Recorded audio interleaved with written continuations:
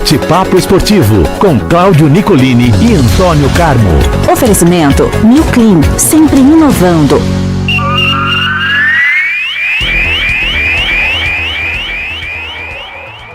Muito bom dia para você, hora de falar de esportes aqui no Primeira Hora Regional. Eu sou o Conrado Balucci, estou aqui com ele, mestre Antônio Carmo. Bom dia para você, Carmo. Bom dia, Conrado Balucci, bom dia especialmente a todos que nos acompanham nesta manhã de segunda-feira. Chegamos à última semana do ano de 2025 e vejo você aí, ó, cada vez mais bronzeado, hein?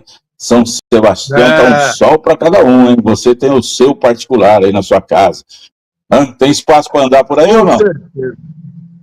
Olha, eu ia te perguntar isso agora. Tá muito cheio aí em São José, Carmo, ou aí tá mais tranquilo? Tá cheio de lugar vazio, né? Como diria aquele outro, né? Porque o pessoal vai embora, sai. Você vai à missa no sábado à noite, né? A metade dos fiéis já não estão indo lá, já estão indo para passear. Aqui. Mas faz parte aí do então aí, vamos encher aí também as igrejas. Então vai assim, tá mais devagar, né? O pessoal fica mais tranquilo, dá pra gente aproveitar mais aqui. E quem vai aí tem que ter muita paciência, né? Eu falo assim, eu vou para Ubatuba, Caraguá, São Sebastião, Ilhabela, descer ontem, 15 horas de estrada, né, para comprar um pãozinho na padaria, lá se vai 40 minutos. Bom, aí tem que ter paciência, né, não adianta reclamar. É isso mesmo, Carmo. E quem vai para a ilha ainda tem 15 horas de estrada e mais 18 de balsa. Aí fica mais gostoso ainda, né, Carmo? Exemplo de paciência, nem joga.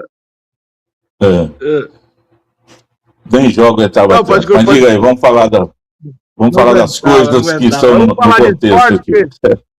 De trânsito a gente deixa para Carol, para Duda, para Stephanie, a gente aqui fala de esportes. Carmo, hoje tem São José Basquete em quadra, hein?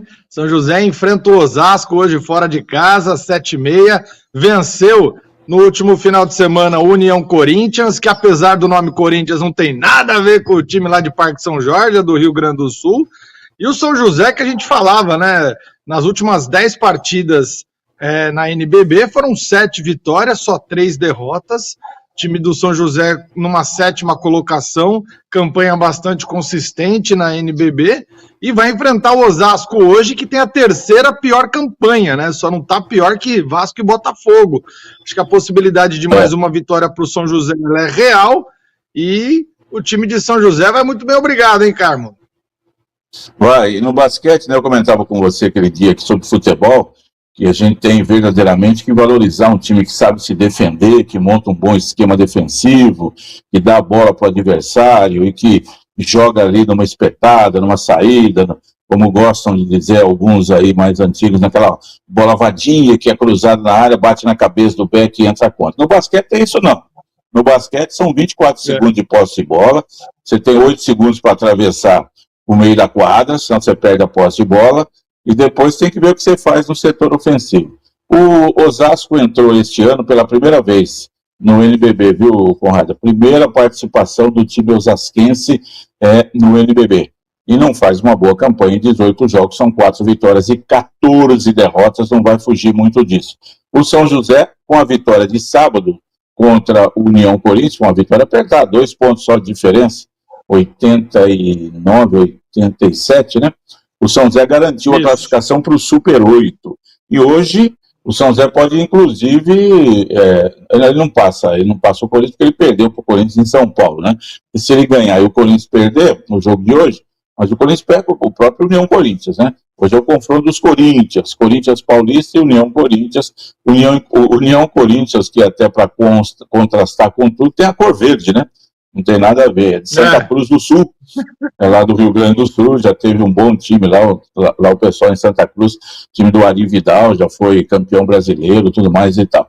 E o União Corinthians voltou aí há algum tempo. Mas o que acontece é o seguinte, com a vitória de sábado, o São José garantiu a vaga para o Super 8.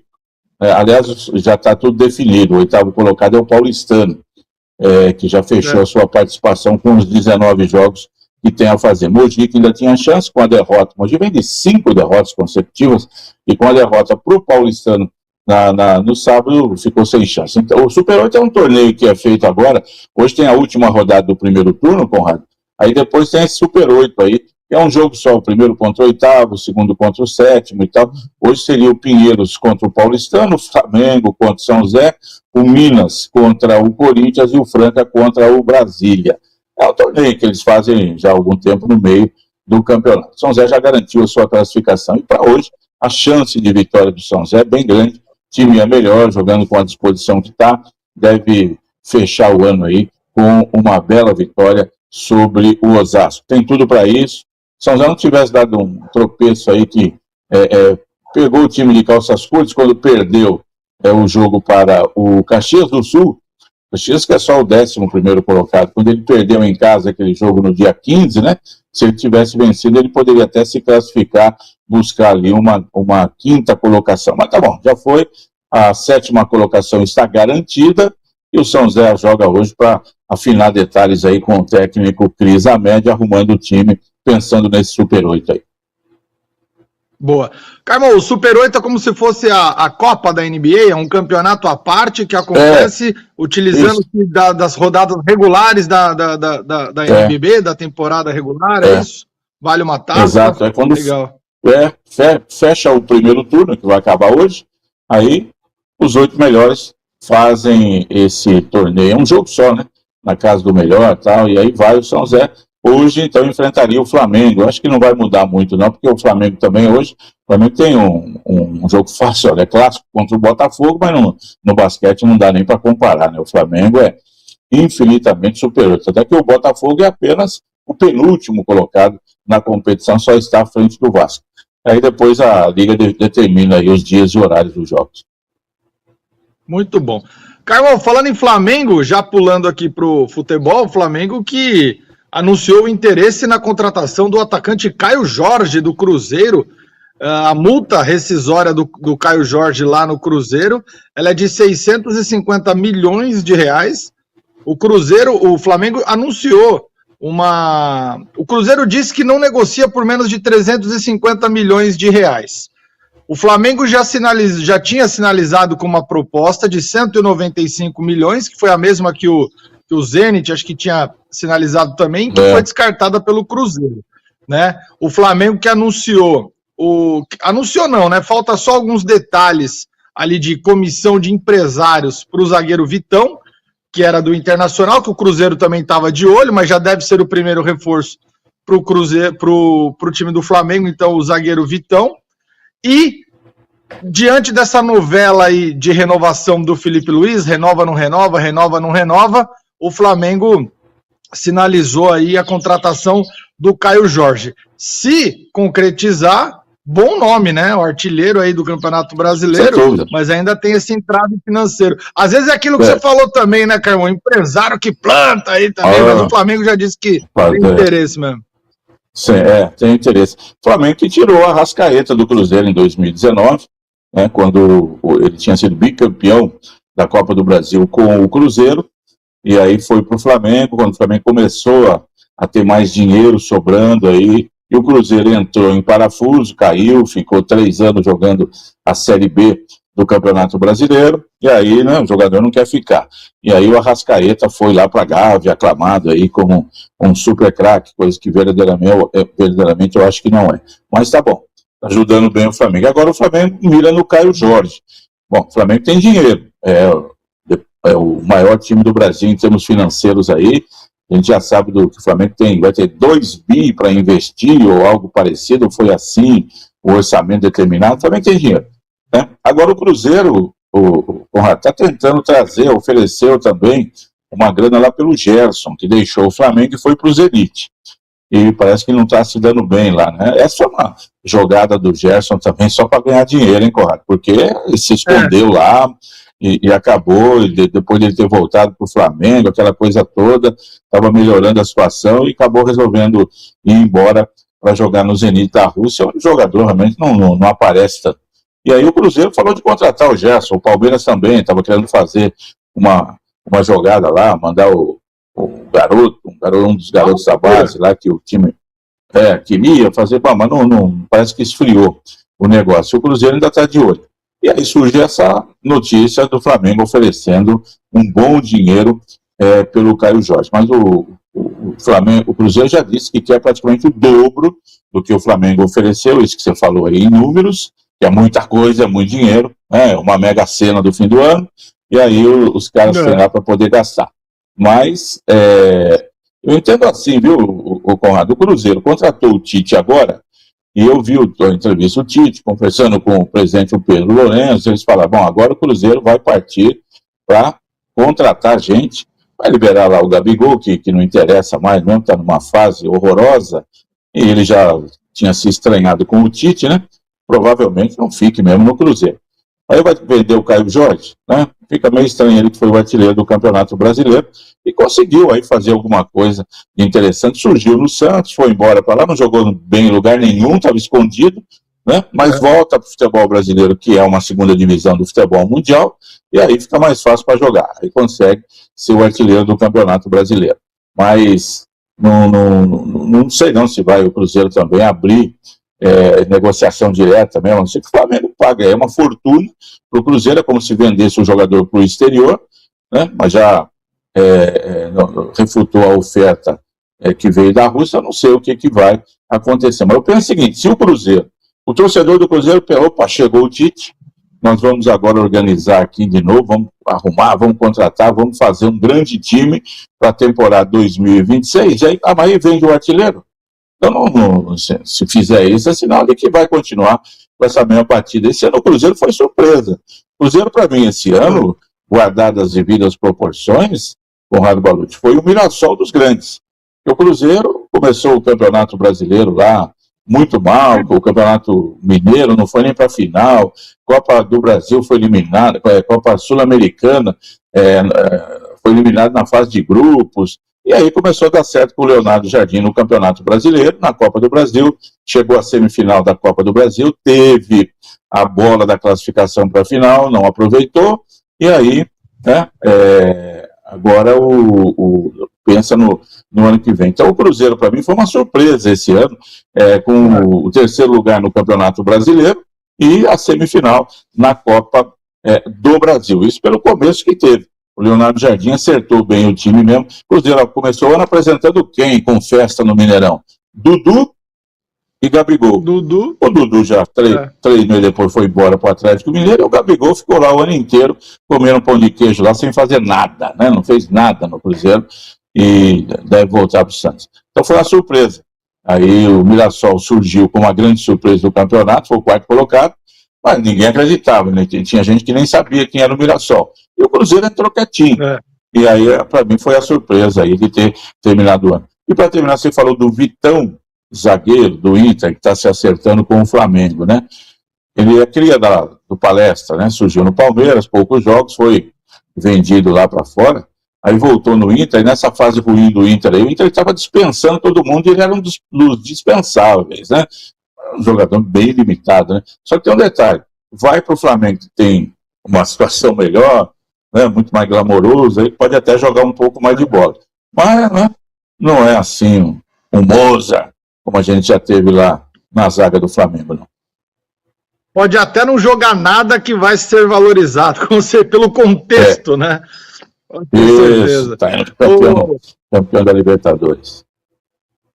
Você falou do Palmeiras aí, Carmo, o Palmeiras que já acertando aí o Marlon Freitas, a primeira contratação para 2026, já experiente, volante de 30 anos, um dos pilares, né, daquela equipe do Botafogo campeã da Libertadores, um dos grandes nomes desse Botafogo aí, o Palmeiras mudando, né, como você já previa, o seu modelo de contratação aí para o próximo ano. O Palmeiras que fez muitas apostas esse ano, Giai, Kelvin, Maurício, Aníbal, M. Martins, essa rapaziada mais nova, traz um nome experiente e é bem naquilo que a Leila falou, né? O Palmeiras agora vai contratar caras estilo Andreas Pereira, né? Que chegue, vistam a camisa e já joguem, não vai ficar mais fazendo apostas, e o Marlon Freitas foi essa primeira. Bom nome, Carmo?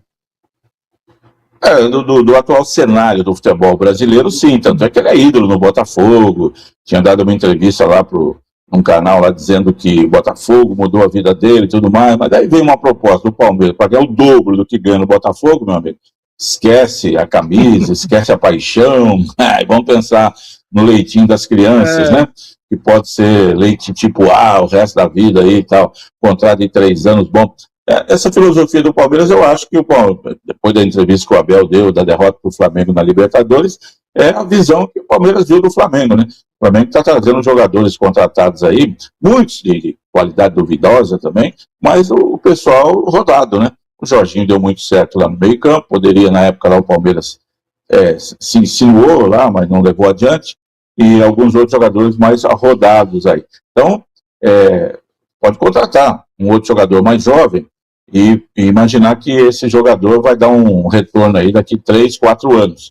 Mas se você quiser mesmo, para o ano que vem, recuperar o prestígio de ter passado um ano sem ganhar nada e voltar a ser campeão, você tem que ter jogadores já prontos. O Palmeiras vai estar melhor com o Paulinho, né, que parece que agora sarou, não tem mais problema das contusões, e o Paulinho vai estar pronto para começar aí o Campeonato Paulista e brigar ali com o Flávio Lopes e com o Vitor Roque, titular do time.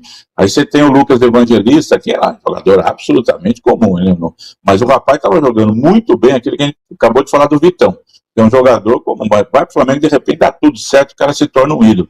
O Evangelista estava jogando bem demais no Palmeiras, e aí se machucou e fez falta. Ele volta agora em janeiro também. Então são 2, entre aspas, contratações, que já chegam, né, para serem titulares. E aí você traz o Marlon Freitas, precisa trazer mais um meia, porque Maurício, Rafael Veiga, Felipe Anderson, obrigado, tem uma barca aí que pode colocar e falar, fiquem à vontade, podem procurar clube, não vai fazer isso, logicamente, mas não, né? O Rafael Veiga tem a sua história já de muita coisa boa, mas o Felipe Anderson, na mentira, e o Maurício veio aí como jogador que poderia fazer alguma coisa, também não fez nada, mas pode compor o grupo, né?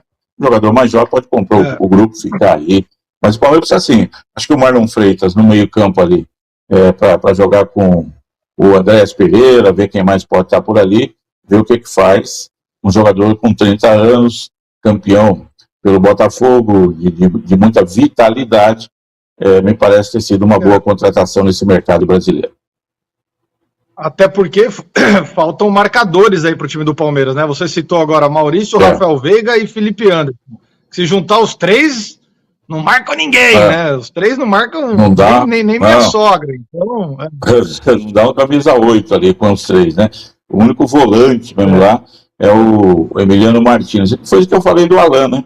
Ele começou como volante, foi mudando, de repente faz teste, aí depende do técnico.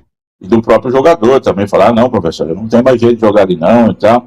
Aí o técnico é que tem que, no conceito do dia a dia, enxergar as razões, a qualidade, o perfil do jogador, falar, peraí, vem cá, vamos treinar uma semana aqui, que você vai ver como você vai gostar e vai dar certo no que eu vou fazer. Depende do técnico também.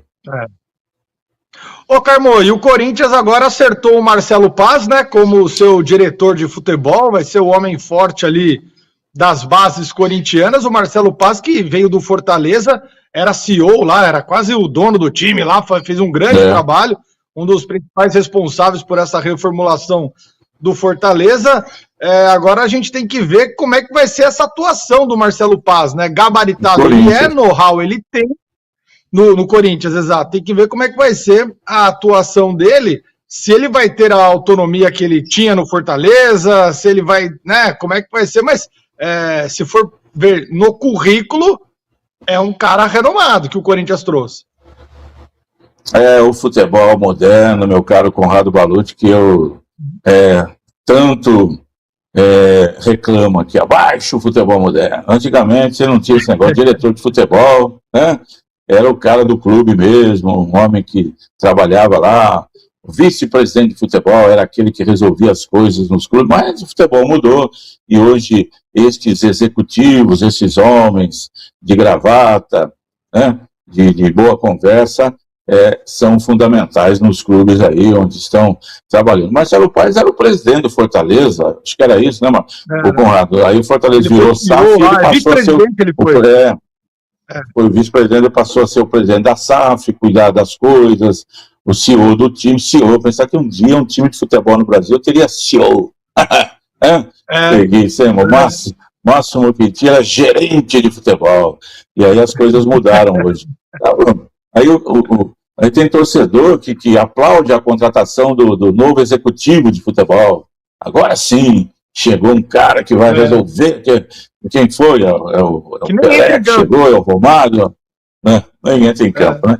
Bom, mas precisa, não tem jeito de você trabalhar nesse futebol moderno hoje. Você não consegue trabalhar sem esse pessoal. Mas tem que ter dinheiro. Você pega o Alexandre Matos, né, que se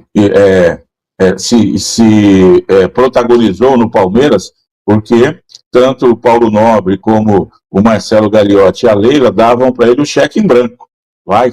Saia e contrate.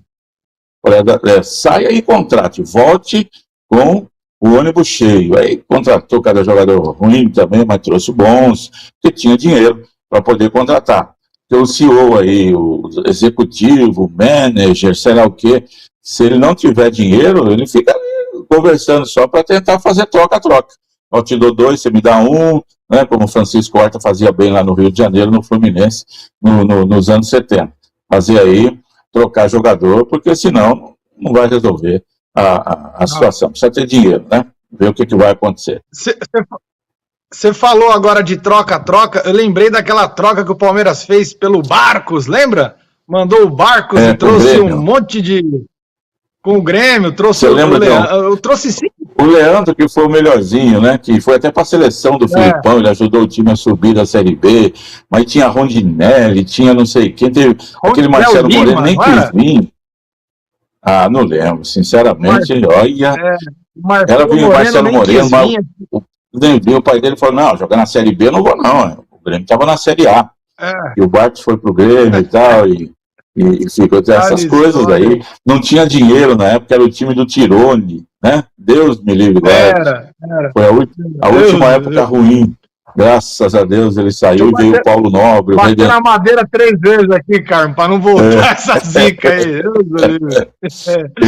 Ô, Carmo, rapidinho pra gente encerrar, que já estamos quase na hora.